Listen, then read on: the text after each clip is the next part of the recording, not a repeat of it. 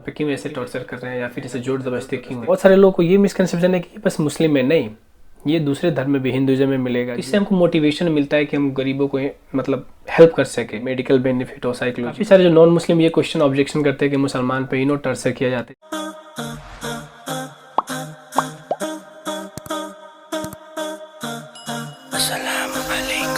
कैसे अल्लाह है जो दिन भर खाना नहीं खाना, पानी नहीं पीना, सुबह से लेकर शाम तक, ये कैसा धर्म है। और कई सारे मुसलमान के भी जहन में ये क्वेश्चन आता है कि ये ऐसे क्यों करते हैं, अल्लाह पे क्यों ऐसे टॉर्चर कर रहे हैं या फिर ऐसे जोर दबस्ते क्यों हैं। और हम लोग इसमें ये डिस्कस करने वाले हैं कि फास्टिंग का मेन पर्पस क्या है, ये फास्टिंग के पीछे का विजडम क्या है, क्यों अल्लाह सुब्हानहू तआला ने हम पे फास्टिंग यानी कंपलसरी किए हुए हैं, इसका जो बेनिफिट है या फिर फिजिकल कोई भी बेनिफिट हो। तो सबसे, और ये जो कंसेप्ट है रिलीजन मीन्स फास्टिंग का, बहुत सारे लोगों को ये मिसकंसेप्शन है कि बस मुस्लिम में नहीं, ये दूसरे धर्म में भी, हिंदुइज्म में मिलेगा, ज्यूज में मिलेगा, क्रिश्चियनिज्म में मिलेगा और दूसरे कई सारे धर्म में मिलेगा। अल्लाह सुब्हानहू तआला कुरान में कहते हैं कि सूरह अल-बकरा सूरह नंबर 2 आयत नंबर 183 में कि रोज़ा तुम पे फ़र्ज़ किया गया जैसे तुमसे पहले जनरेशन पे किया गया था, यानी ज्यूज और क्रिश्चियन इन सब पे पहले किया गया था। तो ये जो रोज़ा का कंसेप्ट है ये हमारे मुसलमान में एक नया नहीं है। हम लोग ये बिलीव करते हैं कि मुसलमान जो हम लोग प्रॉफिट मोहम्मद से पहले जितने भी कई सारे पहले जो रिलीजन थे मेजर, जैसे क्रिश्चियनिटी, जुडाइज़म, ज्यूज़ वगैरह हो गया, ये सब अल्लाह ने एक प्रॉफिट को भेजा था। और ये जो रोज़ा का कंसेप्ट है उनमें हमारे में हो सकता है अलग हो, कंसेप्ट था लेकिन अलग हो। हम लोग जैसे 30 डेज रहते हैं और वॉलेंट्री नफिल जो रोज़ा वो अलग है। तो क्रिश्चियनिटी में भी आप देखोगे तो रोज़ा का कंसेप्ट मिलेगा, क्योंकि हर प्रॉफिट में नंबर डेज चेंज हो सकता है। जैसे आप ज्यूज़ के क्रिश्चियन में देखोगे बाइबल में ओल्ड टेस्टिमेंट में आपको मिलेगा साम में चैप्टर 35 वर्स 13 to 14 में, और न्यू टेस्टिमेंट जो बाइबल में है उसमें आपको मिलेगा Mark chapter 9 verse 29, Matthew chapter 6 verse 16 to 18, Matthew chapter 17 verse 21, Matthew chapter 4 verse 2 में मिलेगा जैसे जीएस का स्पीच पे वो 40 डेज और 49 रोज़ा रखे थे, फास्टिंग रखे थे। इसी तरह ओल्ड बाइबल में आपको कई सारे ऐसे रेफरेंस है। अगर आप मनुस्मृति हिंदू के रीजन पढ़ोगे तो मनुस्मृति में मिलेगा आपको चैप्टर 11 वर्स 204, उसी तरह मनुस्मृति चैप्टर 4 वर्स 222 में ऐसे कई सारे रेफरेंसेस है। और आप ऐसे नॉर्मल हिंदू से भी पूछोगे तो उनके पास कंसेप्ट है रोज़ा का। हाँ, रोज़ा ना कहता हो लेकिन ये जो फास्टिंग का कंसेप्ट है उनमें भी है, कोई हफ्ते में रहता है, कोई महीना में रहता है। तो ये जो कंसेप्ट है ये एक नया नहीं है। तो फास्टिंग का जो रोज़ा का मेन हमारा पर्पस क्या है, तकवा हासिल करना, यानी सेल्फ कंट्रोल करना। सेल्फ कंट्रोल हम लोग सीखते हैं कि कैसे किया जाए, और इसका विजडम भी है। सपोज कोई एक बच्चा हो, सपोज एक बच्चा है, इसका जो मैच्योर दिमाग अभी डेवलप नहीं हुआ है। बच्चे जिद करते हैं ना, मुझे चॉकलेट चाहिए, मुझे आइसक्रीम चाहिए, ये और उसके गार्जियन उसको कहते हैं नहीं तुम मत खाओ, ये सब चीज़ से तुम दूर रहो। क्यों? गार्जियन को पता है, क्योंकि गार्जियन को नॉलेज है ना कि इसके खाने से कई सारे साइड इफेक्ट है, लेकिन उस बच्चे को तो पता नहीं है। तो इस बुनियाद पे क्या हम ये कह सकते हैं कि इसका जो गार्जियन है बहुत क्रूएल है, बहुत मतलब अच्छे गार्जियन है क्योंकि बच्चे को रोक रहा है? नहीं, ये रोक रहा है बस उस बच्चे के फ़ायदे के लिए रोक रहा है, क्योंकि उस बच्चे को इल्म नहीं है। इसको रोकने से इसका एक विजडम है पेरेंट्स का कि बच्चे को इल्म नहीं है, बड़ा होने के बाद उसको पता लगेगा। ऐसे ही अल्लाह सुब्हानहू तआला हमें बनाया, हमारे लिए क्या सही है क्या गलत है वो बेहतर जानते हैं। तो जस्ट बिकॉज हम लोग फास्टिंग का इंपॉर्टेंस पता नहीं है, इसका मतलब ये नहीं कि हम लोग को नहीं रहना चाहिए। हम लोग फास्टिंग का कई सारे बेनिफिट होने के बाद हम लोग जो रोज़ा रहते हैं इसलिए नहीं रहते कि मेडिकल बेनिफिट है। हम कितने भी हज़ारों फ़ायदा क्यों ना हो जाए, हम लोग फ़ायदा देखकर रोज़ा नहीं रहते। बस हमें बोला गया हम लोग करते हैं क्योंकि अल्लाह बेहतरीन हमारे लिए बेहतर चाहते हैं। वो अगर कुछ बोले करने के लिए तो ऑफकोर्स हमारे लिए फ़ायदेमंद चीज़ होगा वो। तो ये एक विजडम है, और इसका पर्पस क्या है, सेल्फ कंट्रोल करना। जैसे हम लोग दिन भर मतलब कुछ बिना खाए पिए बैठते हैं, और कई सारे वैरायटीज़ के जो खाने होते हैं, जैसे घर पे प्रिपरेशन होता है मुस्लिम का, कई सारे वैरायटीज़ के खाने होते हैं। अगर आप दिन भर आप भूखे हो, खाना पानी कुछ नहीं है, अगर कई सारे जो वैरायटीज़ आपके सामने रख दिया जाए और 2 घंटा 1.5 घंटा 3 घंटा कई सारे, तो आप देखने के बावजूद आपको दिल चाहता है कि हम खाना खा ले, फिर भी हम लोग नहीं खाना नहीं खाते। क्यों? ये सेल्फ कंट्रोल सिखाते हैं हम लोगों को। और अब आपको पता है कि जिस इंसान अगर सेल्फ कंट्रोल नहीं कर सके वो आपको एडिक्शन की तरफ ले जाएगा, और आप बेहतर जानते हो कि अगर एडिक्शन किसी इंसान को चीज़ हो गया तो उसकी ज़िंदगी लाइफ पूरा बर्बाद हो जाता है वो।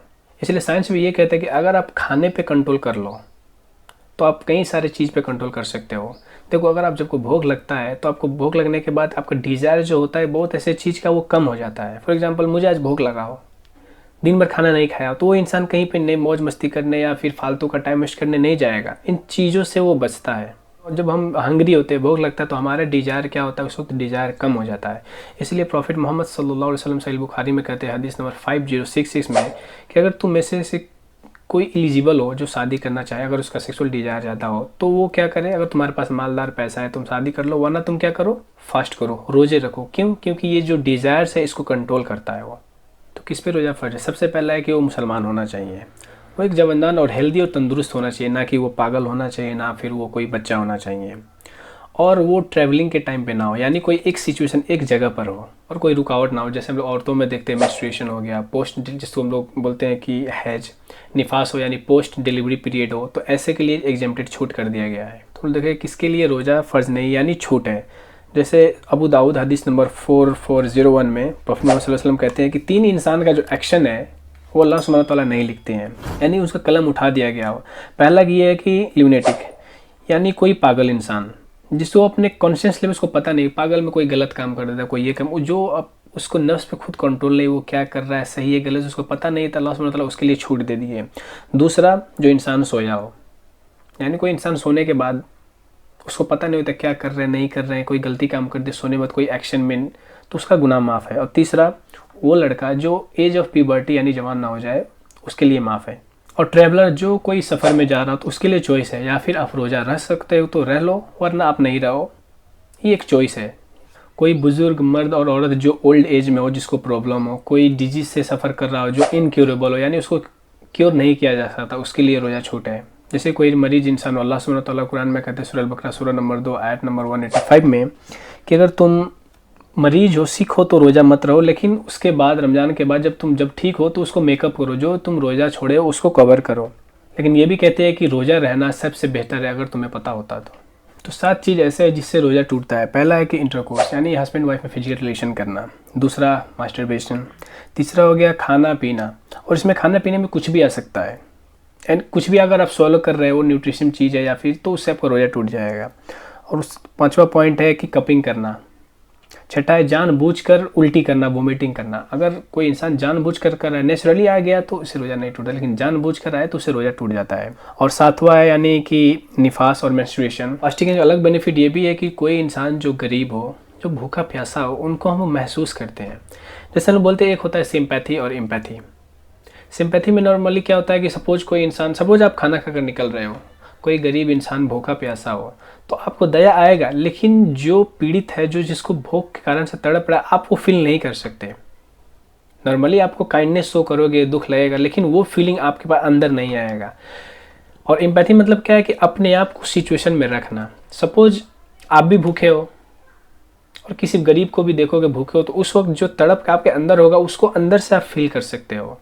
तो जो इंसान रोज़ा रहता है तो गरीब इंसान कैसा फील कर रहा है उसको एक्सपीरियंस करते हैं, वो उसके सफरिंग में शेयर करते हैं वो, और उसको फीलिंग होता है कि हाँ अगर हम दिन भर खाना नहीं खा पा रहे हैं कैसा हमको फील हो रहा है, तो वो भी वो फील करते हैं। तो इससे हमको मोटिवेशन मिलता है कि हम गरीबों को मतलब हेल्प कर सके। और ये ऐसा नहीं कि सिर्फ रमज़ान में, आउट ऑफ रमज़ान भी करते हैं, लेकिन जो एक्सपीरियंस हमको मिलता है वो रमज़ान के महीने में मिलता है। जैसे कि कोई राइडर हो, कोई सवारी पे जा रहा हो और कोई इंसान के साथ साथ पैदल जा रहा हो, तो पैदल जाने पे काफ़ी डिफ़िकल्टी होगा, बदन दर्द करेगा, लेकिन वही इंसान जो सवारी पे है, वो जो ये इंसान फील कर रहा है, ये गाड़ी पे जाते हुए ट्रैवलिंग करते हुए, ये इसका पेन ये फील नहीं कर सकता। इसका कौन फील करेगा? जो इंसान पैदल चल रहा हो, वही इसका पेन फील कर सकता है। वही जो केस है हमारे फास्टिंग में भी है। अब्दुल्ला इब्न उमर रज़ियल्लाहु अन्हु, वो अपना जो रोज़ा तोड़ते, फास्टिंग तोड़ते वक्त, वो उस वक्त तक नहीं तोड़ते जब तक उनके साथ कोई गरीब इंसान ना हो या फिर कोई ऑर्फन इंसान ना हो, क्योंकि वो उसका पेन दुख समझ सकते थे। इसमें कोई डाउट नहीं है कि रमज़ान के टाइम में जो लोग फास्टिंग करते, रोज़ा करते हैं, इसके कई सारे फ़ायदे, मेडिकल फ़ायदे हैं, बेनिफिट, और साइकोलॉजिकल, मेंटली, स्पिरिचुअल, हर किस्म के फ़ायदे हैं। लेकिन मैं ये बात फिर से रिपीट कर रहा हूँ, हम इस फ़ायदे को देखकर रोज़ा नहीं रहते। इस फ़ायदे से हमें कुछ नहीं करना, इसका फ़ायदा हो या ना हो, हम इसलिए रोज़ा रहते हैं, फास्टिंग करते, ताकि हमारे रब ने हमें कमांड किया है। तो हम लोग देखेंगे फास्टिंग एक्चुअली बेनिफिट क्या है। हम सबको पता है कि फास्टिंग के मेडिकल कई सारे बेनिफिट्स हैं। फास्टिंग वाला पहला बेनिफिट देखेंगे कि जो हमारे ब्रेन है इसको कैसे बूस्ट करता है। यूएसए में कुछ साइंटिस्ट ने स्टडी किया और ये कंक्लूजन पे आए कि जो फास्टिंग कर रहा हो, रोज़ा रख रहा हो, उनके अंदर जो फोकस का सिस्टम बहुत बढ़ रहा है, और साथ साथ ब्रेन डेराइव न्यूरोट्रोपिक फैक्टर और नर्व ग्रोथ फैक्टर ये बढ़ता है। इंशाल्लाह एक्चुअली में ये है क्या हम बताएंगे आपको। तो ये जो फैक्टर है हमारे ब्रेन को स्टिमुलेट करता है कि ब्रेन सेल अच्छे ज़्यादा से ज़्यादा रिलीज करे, जो हमारे मेमोरी कंसंट्रेशन पावर में हेल्प करता हो। इसी तरह हमारे बॉडी में जो कॉर्टिसोल हार्मोन है, ये जो हमारे एड्रिनल ग्लैंड है जो ये प्रोड्यूस करते हैं, बनाते हैं, और ये बेसिकली क्या करता है कि स्ट्रेस लेवल, एंजाइटी हो, डिप्रेशन हो, ये हर चीज़ को कम करता है। और नॉर्मली आप देखोगे रमज़ान के टाइम में तो स्ट्रेस लेवल मुसलमानों को अक्सरियत में कम मिलता है। तो पहले हम देख लें कि जो BNDF, brain derived neurotrophic factor और नर्व ग्रोथ फैक्टर एक्चुअली में है क्या। तो BNDF बेसिकली एक प्रोटीन फैक्टर है जो हमारे ब्रेन से रिलीज होता है और हमारे नर्वस सिस्टम को, चाहे वो सेंट्रल नर्वस सिस्टम हो, जो ब्रेन और स्पाइनल कोड, सबको हेल्दी रखते हैं, स्ट्रॉन्ग रखते हैं। और ये एंटी एजिंग भी है। जो नर्व ग्रोथ है ये एंटी एजिंग भी है, यानी जब आपके नर्व्स को और हर चीज़ को हेल्दी रख रहा हो तो आप जल्दी बूढ़ा नहीं होंगे, आपको जवान मतलब हेल्दी और स्ट्रॉन्ग दिखेंगे आप। तो BNDF का बेसिकली फंक्शन ये है, इसका मेन फ़ायदा ये है कि ये आपको जो मेमोरी पावर है, जो शॉर्ट टर्म मेमोरी पावर को लॉन्ग टर्म में किसी चीज़ को फोकस करने में, एनालाइज करने में आपको मदद करता है। आपके नर्वस सिस्टम को स्ट्रॉन्ग हेल्दी रखेगा। और ये एंटी एजिंग है, यानी आपके जो नर्व्स को पूरा मतलब एक हेल्दी कंडीशन में रखेंगे, जिससे आप जल्दी से जल्दी बूढ़ा नहीं दिखेंगे। यानी एजिंग जो प्रोसेस है उसको डिले करता है, लेट करता है। तो रमज़ान यानी रोजे के टाइम, फास्टिंग के टाइम में उसका इफेक्ट क्या है हमारे जो ब्रेन डेराइव्ड न्यूरोट्रॉपिक फैक्टर या फिर नर्व ग्रोथ फैक्टर। तो एक लोग इन्वेस्टिगेट किए थे, रिसर्च किए थे कि लगभग 29 लोगों को जो फास्टिंग से पहले उनका ब्लड टेस्ट वगैरह जो भी कुछ किया रमज़ान से पहले, और जिसमें से 22 औरतें थे और 7 मर्द थे। तो उन्होंने क्या किया कि रमज़ान के 2 दिन पहले उन्होंने टेस्ट किया और 14 दिन और 29 डेज। तो जैसे जैसे वो टेस्ट करने के बाद देखे कि 14 डेज, सपोज 14 डेज उसको टेस्ट किए तो ये जो फैक्टर है BND फैक्टर बढ़ रहा है, और 29 डेज लास्ट में भी देख रहे हैं तो उसमें भी बढ़ रहा है। तो ये लोग ये कंक्लूजन रिजल्ट पे आए कि जो रोज़ा रखता हो तो BND लेवल, इसके कई सारे फ़ायदे हैं, ये बढ़ रहा है। और बढ़ने का कई सारे फ़ायदे जैसे आप देखें हैं, कई सारे ये कहते हैं फास्टिंग करने के बाद आपको कई सारे दिक्कत आएंगे, परेशानी आएंगे, फास्टिंग करना गलत है ये। तो एक रिसर्च किया गया था जो मैटसन MP और कई सारे और साइंटिस्ट रिसर्च किए थे। वो ये कह रहे थे कि जो इंटरमीडिएट फास्टिंग, यानी जो कोई 24 घंटे या 24 घंटे से पहले थोड़ा फास्टिंग करता है तो उसमें ऐसा नहीं कि कुछ तकलीफ आएगा, कोई प्रॉब्लम नहीं, हालांकि उसमें फ़ायदा ही फ़ायदा है। और वो ये भी कहते हैं कि फास्टिंग जो मेटाबॉलिक फंक्शन को इम्प्रूव करा है, ब्लड शुगर, इंसुलिन सेंसिटिविटी और lipid profile control, self control, हर चीज़ को ये कंट्रोल करता है, इसमें फ़ायदा ही फ़ायदा है। और दूसरा कुछ साइंटिस्ट ये किए थे कि एड्रेनिन और क्रिस्टियन और कई सारे साइंटिस्ट ये कर रहे थे कि जो भी इंसान फास्टिंग कर रहा हो उसमें बॉडी वेट, ओबेसिटी का प्रॉब्लम कम हो रहा है, उसका जो बॉडी का जो फैट है वो बर्न अप हो गया, वो फैट का प्रॉब्लम कम हो रहा है, ऐसे कई सारे फ़ायदे हैं। तो ये कहना कि शॉर्ट टर्म या फिर कोई फास्टिंग कर रहा है कई सारे तकलीफ दिक्कत आएंगे, ये सरासर गलत बात है। एक और स्टडी किया था जिसने हॉर्न एंड लॉन्गो स्टडी किया, तो वो ये कहते हैं कि फास्टिंग बेसिकली क्या है, हमारे वेट लॉस को कम करता है, कॉग्निटिव फंक्शन जो कॉन्शियस लेवल उसको बढ़ाता है, और बेसिकली ये जो है एजिंग प्रोसेस है इसको रिड्यूस करता है। एक और स्टडी जो चियांग विंग चैंग कहती है कि कोई प्रोलॉन्ग फास्टिंग जैसे कि 48 आवर्स से ज़्यादा कोई फास्टिंग रोज़ा रख रहा हो तो उसमें बेसिकली क्या होता है कि स्टीम सेल एक्टिविटी जो है उसको बढ़ा दिया जाता है और हमारा इम्यूनिटी का जो फंक्शन है वो इम्प्रूव होता है माइस में खास करके। लेकिन ये हमारे लिए रेलिवेंट नहीं है क्योंकि प्रॉफिट मोहम्मद सल्लल्लाहु अलैहि वसल्लम कंटिन्यूस फास्टिंग हमको मना किया गया है। जैसे आप सहीह बुखारी पढ़ोगे हदीस नंबर 1969 में प्रॉफिट मोहम्मद सल्लल्लाहु अलैहि वसल्लम कहते हैं कि अलविसाल को फॉरबिड कर दिया हूँ मैंने। अलविसाल का मतलब ये है कि कंटिन्यूस रोजे रखना, यानी 1 दिन 2 दिन तक ऐसे बिना कुछ खाए पे कंटिन्यूस रोजे रखना अलाउ नहीं है। तो कुछ साहबा ने पूछा कि आप कैसे रखते हैं, तो ये तो प्रॉफिट मोहम्मद सल्लल्लाहु अलैहि वसल्लम कहते हैं मुझे अल्लाह खिलाने और पिलाने वाला अल्लाह, यानी एक प्रॉफिट मोहम्मद के लिए ये एक मिरेकल था, लेकिन नॉर्मल हम इंसान के लिए वो नहीं है।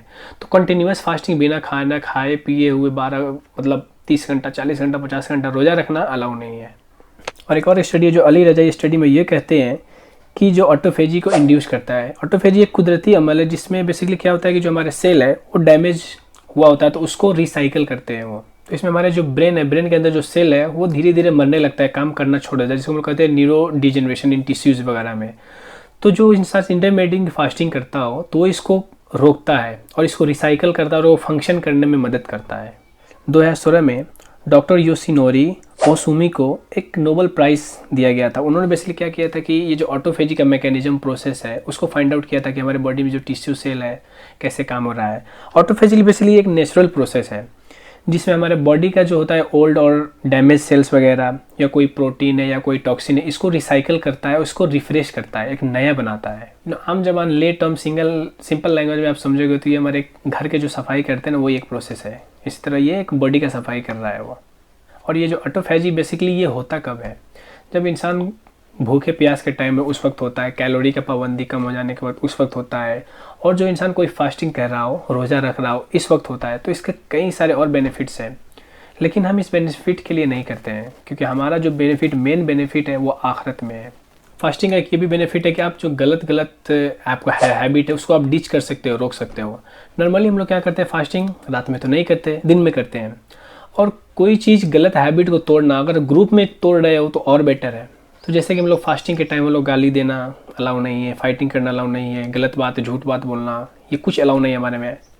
यूके का एक नेशनल हेल्थ सर्विस है, वो जो ये रिकमेंड करता है कि फास्टिंग जो करता है वो एक ऐसा बेस्ट टाइम है जिसमें आप गलत चीज़ों को क्विट कर सकते हो, छोड़ सकते हो, जैसे स्मोकिंग। तो जैसे हमको पता है कि फास्टिंग के टाइम पे बहुत सारे जो स्मोकर होते हैं, अल्कोहलिक होते हैं, जो जुआड़ी, गैम्बलिंग, ताश वगैरह बहुत खेलते हैं, तो सुबह लेके शाम तक वो अपने आप को कंट्रोल करते हैं। और ये फास्टिंग एक सबसे बेस्ट टाइम है जिसमें आप अपने बुरे बुरे हैबिट्स को कंट्रोल कर सकते हो। आज देखो टोबैको, ये WHO का रिपोर्ट है कि लगभग आधे से ज़्यादा इंसान, यानी tobacco kills more than 8 million, 80 lakh से ज़्यादा हर साल इंसान मरते हैं टोबैको के कारण से, जिसमें 7 मिलियन जो डायरेक्ट यूज करते हैं और 1.2 मिलियन है जो सेकेंड स्मोक हैंड, यानी कोई स्मोकिंग कर रहा है उसके जो साइड इफेक्ट पड़ रहा है बगल का इंसान है उससे मरता है। 2020 में 22.3% यानी ग्लोबल पूरा पॉपुलेशन है जो टोबैको यूज करता हो, जिसमें से लगभग 37% मर्द है और 8% वुमेन है। और दूसरा अल्कोहल तो आज कॉमन है। WHO का रिपोर्ट देख लो, ये 2022 का है, 9th में। वो ये कहते हैं कि पूरा ग्लोबल में, वर्ल्ड वाइड में हर साल 30 लाख अल्कोहल है, उसके कारण से उसका डेथ होता है। ओवरऑल देख रहा है तो 5.3% है। और दुनिया में जितने भी प्रॉब्लम आ रहा है, बीमारी आ रहा है, वो ये कह रहे हैं कि ओवरऑल में देखेंगे तो 5.1% उसका क्या है, ये अल्कोहल, कहीं ना कहीं से ये रिलेटेड है। फॉर एग्जाम्पल आप देख लो, कोई अल्कोहल पी के बाइक चला रहा है, उसमें एक्सीडेंट हो गया, वो डिजीज़ तो अपनी जगह पे है। अल्कोहल के कारण से कोई सुसाइड कर रहा है, अल्कोहल पीकर कोई किसी को अनजाने में मार दे रहा है, एक्सीडेंट, बहुत ऐसे काफ़ी आप रिपोर्ट देखोगे। और इस्लाम में अल्कोहल, स्मोकिंग, गैम्बलिंग हराम है। जैसे अल्लाह सुब्हानहू व तआला कुरान में कहते हैं, सूरा अल-माइदा चैप्टर 5 वर्स 90 में, कि ये जितने भी इंटॉक्सिकेंट चीज़ हो, नशेड़ी चीज़ हो, या फिर जुआ, गैम्बलिंग करना, स्मोकिंग करना, हर चीज़ हराम, ये सब शैतान का काम है। तो इन चीज़ से तुम दूर हो ताकि तुम सक्सेसफुल एक अच्छे इंसान बन सको। और हमको पता है कि ये स्मोकिंग है, अल्कोहल है, इंसान का कई सारे लाखों करोड़ों इंसान का जान लेते हैं। और अल्लाह सुब्हानहू व तआला कुरान में कहते हैं, सूरह निसा चैप्टर 4 वर्स 29 और सूरह बकरा चैप्टर 1 वर्स 195 में, कि अपने आप को हलाक बर्बाद मत करो। तो ये सब चीज़, ये स्लो पॉइजनिंग है, ये धीरे धीरे इंसान को मरता है, इसका इफेक्ट एक ही बार में नहीं दिखेगा। और दूसरा जो हैबिट हम लोग कर सकते हैं कि इसमें गलत अल्फाज यूज ना करना, बुरी बुरी बातें ना बनना, बैक बाइट ना करना, ये सब हराम है। और फास्टिंग का ये फ़ायदा है कि आपको कैंसर रिड्यूस करने में हेल्प करता है, और ये जो अल्जाइमर डिजीज़ है उसको स्लो डाउन करेगा। फास्टिंग जो है आपको कोलेस्ट्रॉल लेवल कम करता है। हमको सबको पता है कि फास्टिंग में नॉर्मली इंसान का क्या होता है, वेट जो होता है कम हो जाता है। यूएई में कुछ डॉक्टर्स, कार्डियोलॉजिस्ट, वो ये फाइंड किए कि जो फास्टिंग कर रहा हो, जो रोज़ा रख रहा हो, उसको वेट कम होने में बेसिकली क्या होता है कि वो जो फैट है, लिपिड्स है, उसका पॉजिटिव इम्पैक्ट देखने को मिला। वो धीरे धीरे क्या होता है कि घट रहा था, और घटने के कारण अगर आपके ये सब घट गया तो क्या हो रहा है कि ब्लड में जो कोलेस्ट्रॉल लेवल है वो क्या होगा, कम होगा। और अगर ये आपका कम होगा तो आपका स्ट्रोक नहीं होगा, हार्ट अटैक या फिर कई सारे जो हार्ट के रिलेटेड डिजीजेज है, आप इनसे बचोगे।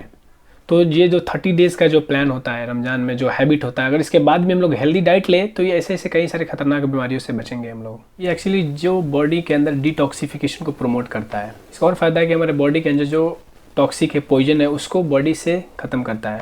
नॉर्मली हम लोग क्या है, जो फास्टिंग करते हैं प्रोलॉन्ग्ड होता है, काफ़ी देर तक होता है, तो इसमें हमारे बॉडी को अपॉर्चुनिटी मिलता है कि अंदर जितने भी, सपोज हम लोग कुछ बाहर के खाना खाते हैं जिसमें कई सारे केमिकल्स मिक्स होता है, तो ये अंदर जाके ब्लड में मिक्स होता है, पॉइजनस टाइप का क्रिएट कर देता है, बना देता है, और ये हमारे यहाँ पे फैट में जाके और कई कई जगह पे जाके स्टोर हो जाता है वो। तो नॉर्मली जब हम फास्टिंग करते हैं, जब हमको कभी कभी होता है ना, अचानक से भूख लग गया, तो भूख लगने के बाद क्या होता है कि हमारे बॉडी के जो खाना से एनर्जी ले लिए, वो एनर्जी खत्म हो गया, अब उसको एनर्जी तो चाहिए, तो ग्लूकोज को ब्रेक डाउन करता है। जब ग्लूकोज को ब्रेक डाउन करने के बाद वहाँ से खत्म हो गया, तब ये कहाँ पे अटैक करेगा, आपके फैट पे अटैक करेगा। तो उस वक्त क्या होता है कि फैट बर्न होने लगता है, और फैट में कई सारे हार्मफुल केमिकल्स या फिर कोई टॉक्सिक होता है, तो लीवर, किडनी, ये सब चीज़ को हमारे करने में मदद करता है। तो इस तरह हम लोग अपने बॉडी से कई सारे पॉइजनस चीज़ है हटा सकते हैं। रमज़ान के टाइम में क्या होता है, हम लोग बहुत टाइम तक खाना नहीं खाते, तो इसको एक टाइम मिलता है जिसमें जो भी हम खाना खाए हुए होते हैं उसको एब्जॉर्ब करने में, उससे एक्सट्रैक्ट यानी न्यूट्रिएंट्स है बॉडी मसल में एब्जॉर्ब, ताकि वो अच्छे से काम करे, इसको टाइम मिलता है। तो अगर एनर्जी पाने के लिए बॉडी से जो खाना हम लोग खाए हुए हैं उससे न्यूट्रिशन एब्जॉर्प्शन होना बहुत ज़रूरी है। तो इस तरह क्या है, एडिपोनेक्टिन ये एक बेसिकली हार्मोन है जो हमारे इन्फ्लामेशन यानी सूजन वगैरह को कम करता हो। ये जो ग्लूकोज उसको ब्रेक डाउन करता है, लिपिड को ब्रेक डाउन करता है और मेटाबॉलिज्म में हेल्प करता है। तो इस तरह ये है कि हमारे बॉडी अच्छे से जल्दी से जल्द मसल्स वगैरह हो, ये खाने से अच्छे न्यूट्रिएंट्स जो है एब्जॉर्ब कर ले और हमारे बॉडी अच्छे से काम करे, इसमें हेल्प करता है ये। फास्टिंग के टाइम में क्या है, जो हमारा डाइजेस्टिव सिस्टम है वो इम्प्रूव होता है, तो हमारा जो फ्लूइड है, जो एसिड है, उसको मेंटेन होता है।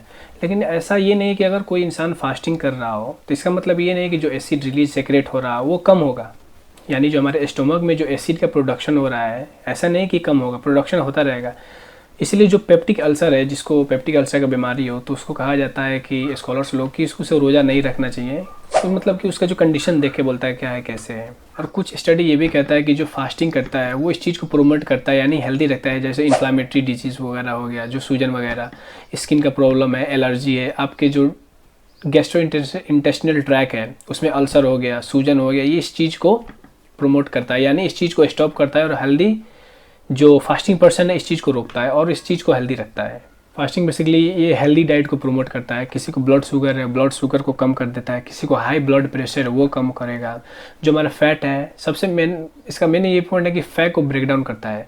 जब हम लोग फास्टिंग करते हैं, भूख लगता है, तो बेसिकली क्या होता है, ग्लूकोज ब्रेक डाउन कर दिया, अब उसको खाना चाहिए, एनर्जी चाहिए, उसके बाद जो स्टोर्ड फैट होता है फैट को ब्रेक डाउन करता है वो, ताकि वो एनर्जी रिलीज कर सके, उस इंसान को थोड़ा राहत सुकून मिल सके। तो इसमें फैट का ब्रेक डाउन हो रहा है। जैसे कि हम सब लोग को पता है कि ओवरवेट यानी ओबेसिटी एक कॉमन बीमारी हो चुका है। अगर कहीं डॉक्टर के पास जाओगे तो मैक्सिमम वो ये कहेंगे कि आप खाना कम कर दो, वेट लूज़ करो, क्योंकि जो पेट है, हमारा स्टमक है, ये एक बीमारी का घर है।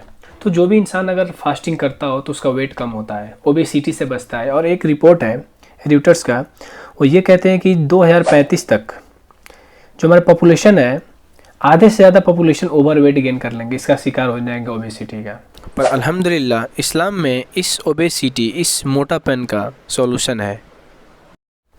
तो ये एक नॉर्मल प्रॉब्लम नहीं है। तो फास्टिंग जो इंसान करता है उसका वेट गेन हो रहा है, उसको ओबेसिटी से कई सारे हार्मफुल बीमारियों से बच रहे हैं। और जो फास्टिंग रहता है उसका इम्यूनिटी बूस्ट होता है। वो कैसे? अगर आप फास्ट पे रह रहे हो तो आपके बॉडी जो रेस्ट पे है, उसमें क्या होता है कि आप जितने भी टॉक्सिन है, पॉइजनस चीज़ है, आपके बॉडी से क्या होगा, एलिमिनेट होगा, निकलते रहता है। जो आपका फैट है, फैट ब्रेकडाउन हो गया, वहाँ से जो भी हार्मफुल केमिकल्स जो कुछ भी है वहाँ से निकल रहा है। तो इसीलिए हमारा ये कहता है कि जब हम लोग फास्टिंग दिन भर नहीं खाते तो इफ्तार के टाइम हम लोग खजूर से स्टार्ट करते हैं, यानी हेल्दी बेनिफिशियल फ्रूट्स से हम लोग स्टार्ट करते हैं। तो उस वक्त इसीलिए हमको लेना चाहिए, जैसे एंटीऑक्सीडेंट ले, जैसे विटामिन हो गया आपका, विटामिन ए, विटामिन सी। ये एंटीऑक्सीडेंट बेसिकली क्या है, ये जो एंटी एजिंग है, पहला तो आपको हेल्दी रखेगा, एंटी एजिंग है ये, ओल्ड एज से आपको लुक, यंगर लुक्स देंगे। दूसरा क्या है कि जो हमारे सेल जो डैमेज हो रहा है उसको रिपेयर करेंगे, यानी सेल को डैमेज होने से बचाएंगे। तो इसके कई सारे अम्टीन नंबर ऑफ इसका फ़ायदे हैं। तो इस चीज़ से हम लोग समझ सकते हैं कि फास्टिंग जब अल्लाह सुब्हानहू तआला ने हमें कहा गया कि तुम फास्ट करो, इसका एक विजडम है पीछे जो हम इंसान को शायद पता ना हो। तो फास्टिंग सिर्फ एक हम लोग रमज़ान महीने में नहीं करते, इसके अलावा कई सारे वॉलटिंग फास्टिंग है जो हम लोग मंथ में कहीं पे 3 बार करते हैं, कई हफ्ते में मंडे और थर्सडे करते हैं। इससे कई सारे साइकोलॉजिकल और स्पिरिचुअल बेनिफिट भी है, जैसे विल पावर को प्रमोट करना, स्ट्रॉन्ग बनाना, लॉन्ग टर्म अचीव को, किसी गोल को अगर हम लोग कुछ गोल सेट किए हुए हैं, अगर उसको आप अचीव कर लो तो एक अंदर से सुकून आता है, एक हैप्पीनेस आता है। और इसमें हमको क्या होता है कि एक मोटिवेशन मिलता है ताकि हम करें।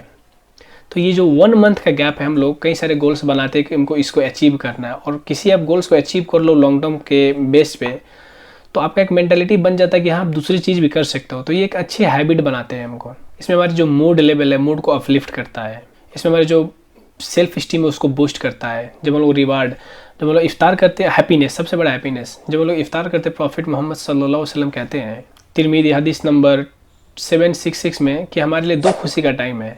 एक जब हम लोग इफ्तार करते हैं, और दूसरा जब हम अल्लाह सुब्हानहू तआला से नियत रखते हैं उससे मीट करने का, उससे मुलाकात करने का।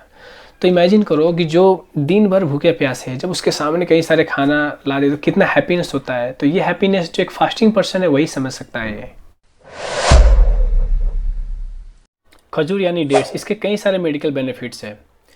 खजूर काफ़ी रिच एंटीऑक्सीडेंट में, हाई फाइबर में, folate, potassium, calcium, magnesium, fibre बहुत सारे है।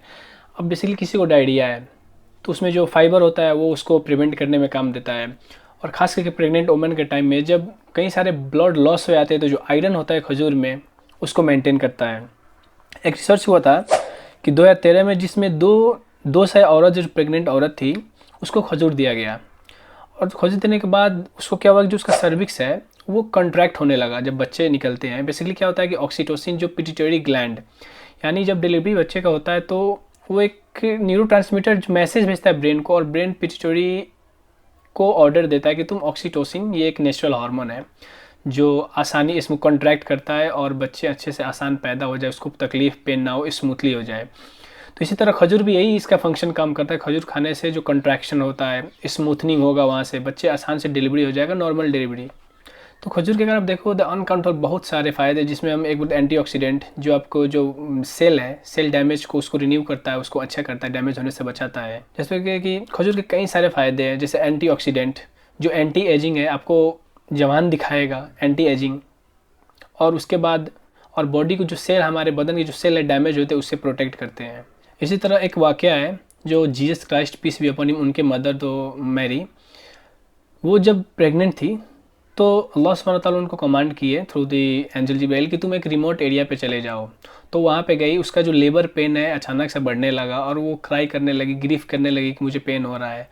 तो फिर आवाज़ आया कि तुम इस खजूर डेट पाम है जो राइप है उसको तुम शेक करो, ट्री को, डेट पाम ट्री को, और वहाँ से खजूर निकला हो तुम उसको खाओ।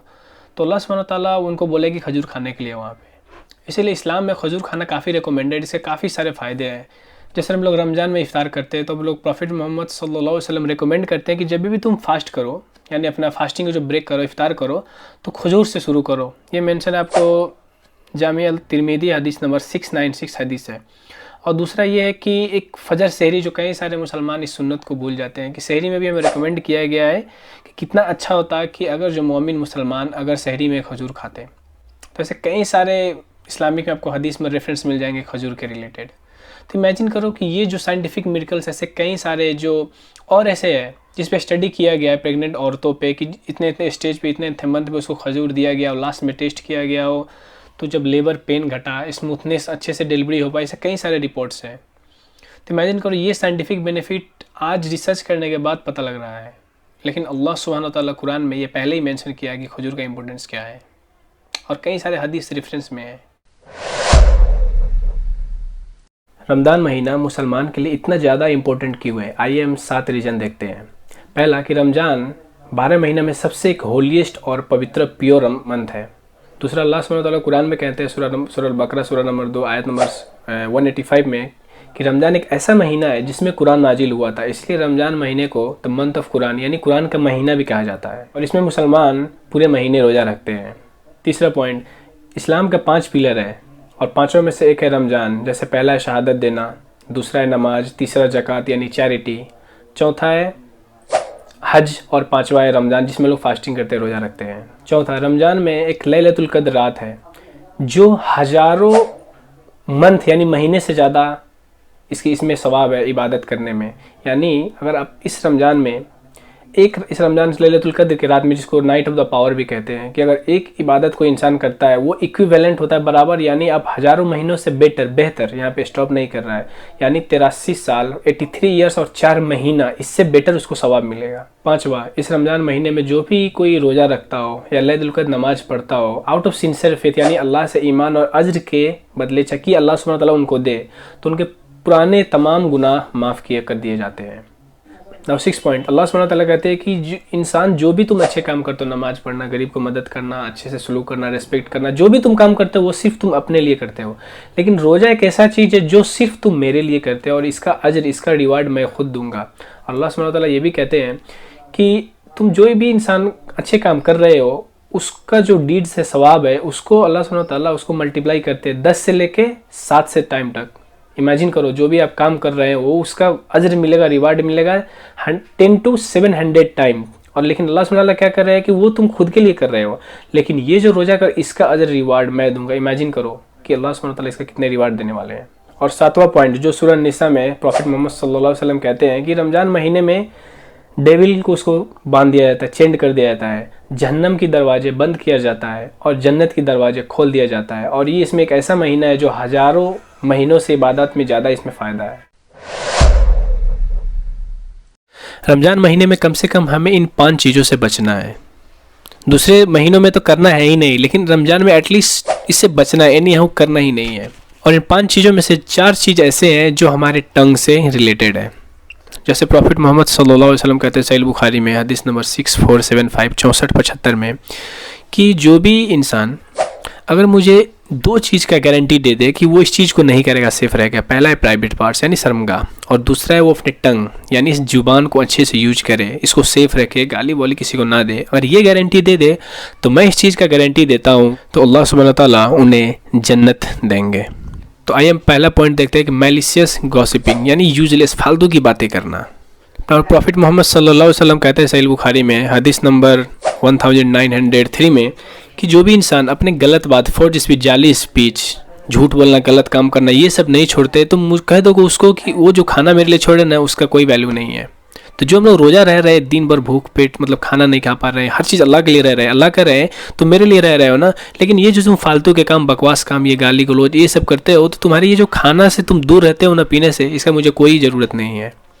लेकिन इमेजिन करो कि आज दिन भर इंसान भूखे तो रहते हैं लेकिन ना नमाज पढ़ते हैं, म्यूजिक सुनते हैं, ना जाने कई चीज़ करते हैं वो, और गाली गलौज पे उतर जाते हैं छोटे छोटे बात पे, और उन्हें लगता है कि हाँ हम रोज़ा रह रहे हैं। लेकिन जो एक्सेप्ट करने वाला है वो ये बोल रहा है कि मुझे तुम्हारे खाने पीने की कोई ज़रूरत नहीं है, अगर तुम इस चीज़ से बाज ना हो, इस चीज़ से तुम हटो नहीं। दूसरा अब्यूजिव लैंग्वेज यानी गाली गलौज करना। सहीह बुखारी में प्रॉफिट मोहम्मद सल्लल्लाहु अलैहि वसल्लम कहते हैं हदीस नंबर 34 यानी 34 में कि मुनाफिकीन का, हिपोक्रेट का 4 ऐसे कैरेक्टरिस्टिक है। पहला कि जब भी वो बोलता है वो झूठ ही बोलेगा। दूसरा कि जब भी कोई चीज़ उनको सौंपा जाए, दिया जाए तो उसको धोखा दे देता है। तीसरा, जब भी वो प्रॉमिस करता है तो उस प्रॉमिस, उस वादे को तोड़ देता है वो।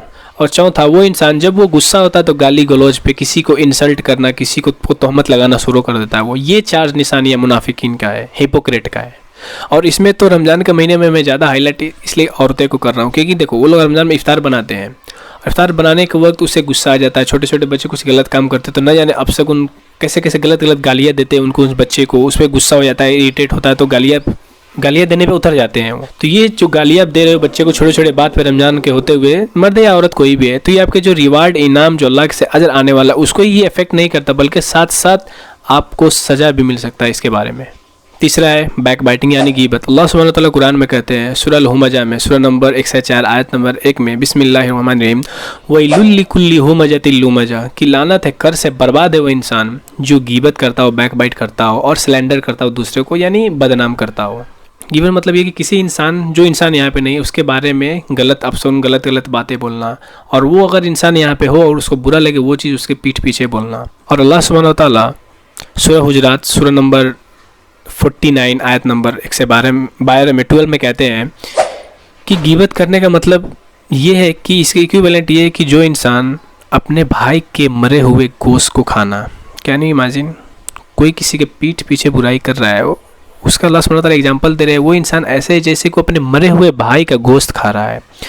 और ये गीबत बैकबाइट करना हमारे लिए काफ़ी कॉमन हो चुका है, हम सब इसमें इन्वॉल्व है। अल्लाह सुब्हानहू व तआला माफ़ करे, तौबा करे कि इंसान हम आज से ये चीज़ करना बंद कर दे। चौथा कि रॉन्गफुली किसी को ब्लेम करना, किसी पे तोहमत लगाना, मतलब कि वो इंसान ये काम किया ही नहीं है और हम लोग उसको फंसा देते हैं कि ये एक इंसान ने ऐसा ऐसा गलत गलत काम किया जबकि वो इंसान किया नहीं होता। तो किसी इनोसेंट पे को बदनाम करना, तोहमत लगाना, और ये कितना सीवियर, कितना अजाब गुनाह है, आइए देखते हैं हम लोग। अल्लाह सुब्हानहू व तआला कुरान में कहते हैं सूरह निसा सूरह नंबर 4 आयत नंबर 112 में इंसान, कोई भोला इंसान, इनोसेंट इंसान पे कोई उसको ब्लेम करता हो, तोहमत लगाता हो तो उसको काफ़ी दर्दनाक सजाए दिया जाएगा, पनिशमेंट दिया जाएगा। और इसके रिलेटेड एक हदीस कहते हैं शेख अल्बानी जामिउ सही में हदीस नंबर 6196 में कि रद गातिल खबाल, ये जहन्नम के लोएस्ट पोजीशन, बॉटम सबसे नीचे, ये एक जहन्नम का एक हिस्सा, एक जगह, एक प्लेस है।